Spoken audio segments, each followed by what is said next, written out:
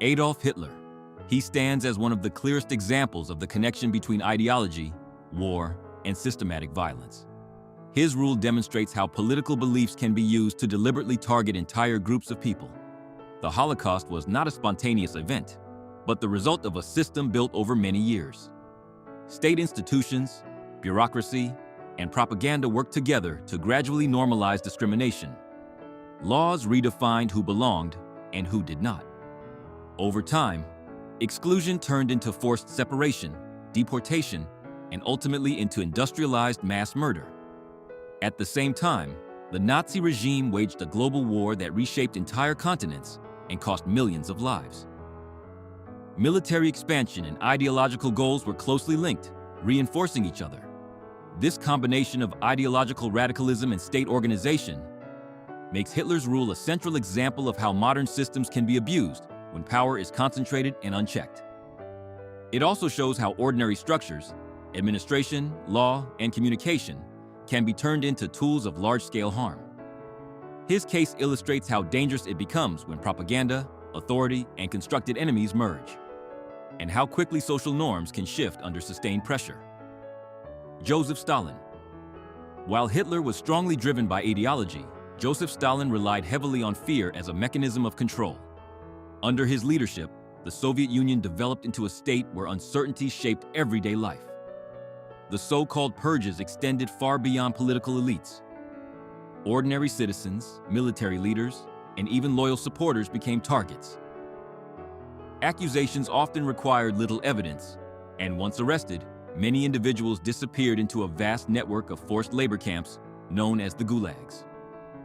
These camps were not only places of punishment, but also instruments of economic exploitation.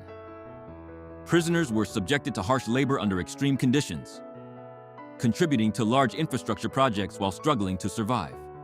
A defining feature of Stalin's rule was the constant sense of unpredictability. There were no clear lines separating safety from danger. This environment discouraged resistance and fostered self-censorship. Stalin's system demonstrates how fear can be institutionalized. Control did not rely solely on visible force, but on the internalization of risk, where people adjusted their behavior to avoid becoming the next target. Mao Zedong. Mao Zedong was the central political figure of the People's Republic of China and influenced the country's direction for decades. His policies highlight how large-scale crises can emerge from political decisions that go unchallenged.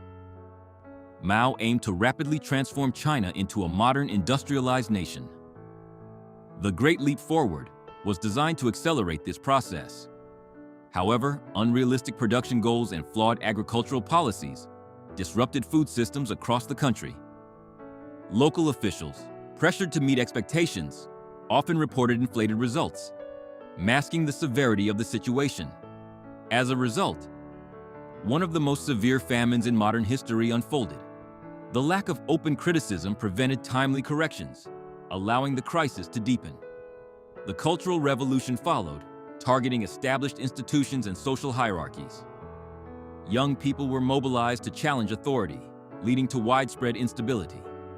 Educational systems were disrupted, and many professionals were removed from their positions. Mao's leadership demonstrates the risks of centralized decision-making without accountability.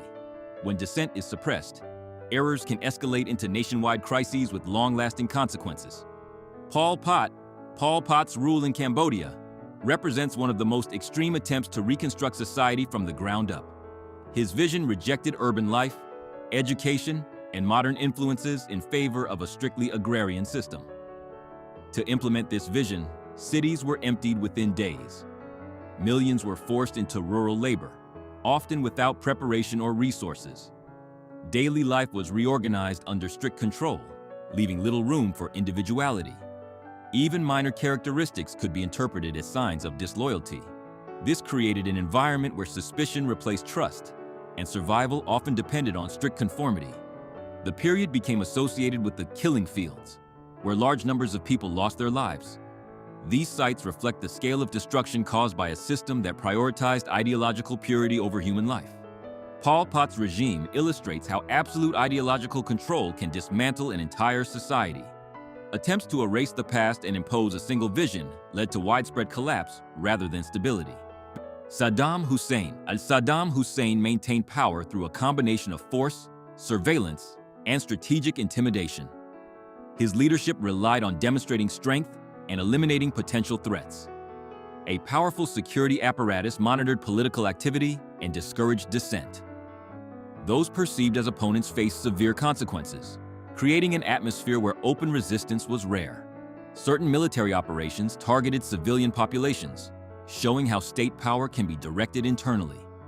These actions served both as enforcement and as signals to others about the cost of opposition. Control extended beyond direct violence.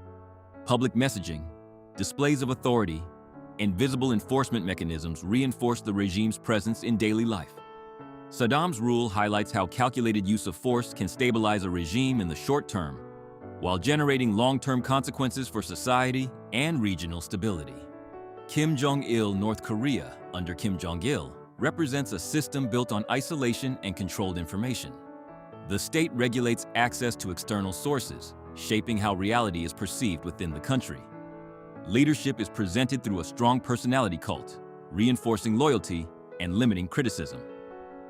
At the same time, reports describe the existence of labor camps where individuals face strict conditions. A notable feature is the extension of responsibility across family lines.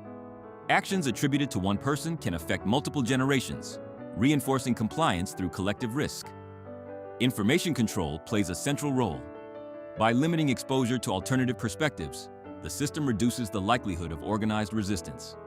This model shows how power can be maintained not only through force, but through the management of knowledge and perception. Stability is achieved by narrowing the range of what people believe is possible. Augusto Pinochet. Augusto Pinochet came to power in Chile through a military coup, establishing a government focused on suppressing opposition. His approach combined direct action with less visible methods. One defining aspect was the disappearance of individuals suspected of opposing the regime. These cases created long-term uncertainty, as families often received no information about what had happened. Detention, interrogation, and punishment occurred within a system that operated partially out of public view. This limited accountability and made it difficult to assess the full scale of events at the time. The absence of clear information had a lasting psychological impact. Fear was not only based on known consequences, but also on the unknown. Pinochet's rule demonstrates how modern authoritarian systems can function through a combination of visible authority and hidden mechanisms, making them harder to confront and document. Idi Amin's leadership in Uganda differed from more structured systems, relying heavily on personal authority and unpredictability. Decisions were often made without consistent patterns, creating instability. Violence occurred in ways that were less centralized but still widespread. The lack of clear structure made it difficult for people to anticipate risks or adapt their behavior effectively. Many individuals lost their lives during this period, and uncertainty became a defining feature of daily existence. Institutions struggled to function under rapidly changing conditions. Amin's rule shows that authoritarian power does not always depend on detailed systems or ideologies. In some cases, unpredictability itself becomes a method of control. This final example highlights a different form of governance, where instability replaces order, yet still produces significant consequences for society.